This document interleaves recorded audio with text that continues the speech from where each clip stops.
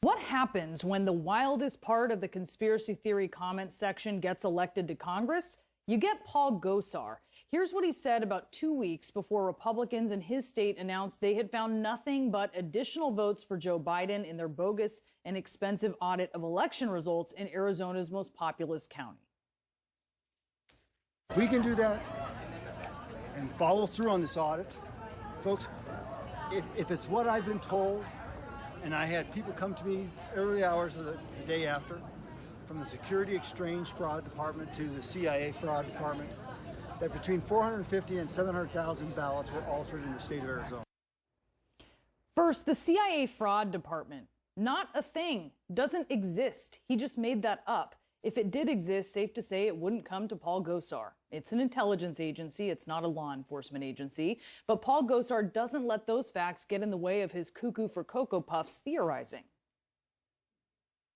If this audit comes out the way it is, I have to tell you, we have to charge people. Absolutely. The supervisors have to be charged. So what I'm telling you, the governor knew exactly what I just told you. Yes. And he's still certified. Right. Yes. On January 6th, people did not listen to what I said.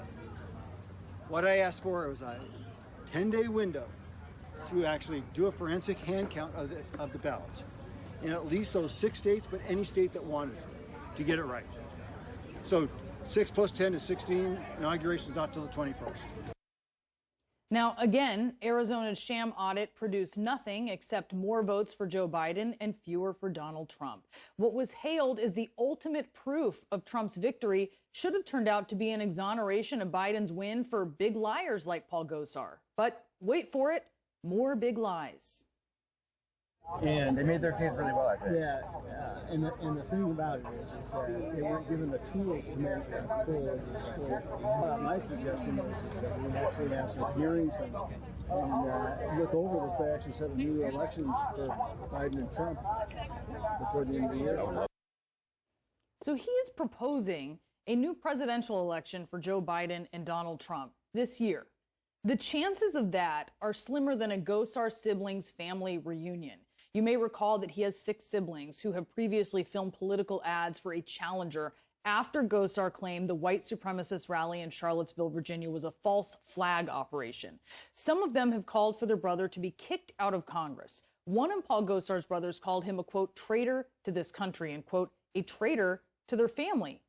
Back to the sham Arizona audit release, on the eve of the audit's findings, Gosar tweeted an anticipatory tomorrow message saying that leftists have worked themselves into a froth to stop the audit. The conspiracy theory peddling here from Gosar's old hat. He previously tried claiming that mail-in voting would lead to a stolen election and widespread fraud, calling it a slippery slope. Newsflash, it isn't. It doesn't. And if it were a slippery slope, well, it's one that the congressman likes to ski down himself. The Arizona Mirror reporting that Paul Gosar voted by mail 8 times over the last decade. On November 4th, he tweeted, quote, don't let them steal our votes. Then he made a giant slalom of the big lie, carrying it all the way to January 6th. I rise up for myself and 60 of my colleagues to object to the counting of the electoral ballots from Arizona. Is the objection in writing and signed by a senator? Yes, it is. It is. The insurrection didn't put a damper in Gosar's enthusiasm for the big lie. It emboldened the congressman. He claimed the attack had the, quote, hallmarks of Antifa provocation. The FBI director testified that's bogus. Then, in a fundraising email obtained by the Washington Post, Gosar floated the conspiracy theory that the FBI helped plan and execute the attack. Baseless, of course. Then he attacked Capitol Police by saying they, quote, executed Ashley Babbitt, one of the rioters who was shot when she was climbing through a door just off the House chamber where members of Congress were taking refuge in fear of their lives. Yeah, it's disturbing. The Capitol Police officer that did the shooting actually appeared to be hiding, lying in wait, and they gave no warning before killing her. The Justice Department has ruled that the officer will not be charged, and the officer has said he He did warn the rioters. He warned them repeatedly, he said. Gosar has since gone on to defend many of the insurrectionists who have been charged. My constituents demand answers, but the truth is being censored and covered up. As a result, the DOJ is harassing peaceful patriots across the country. Peaceful. Peaceful, he says.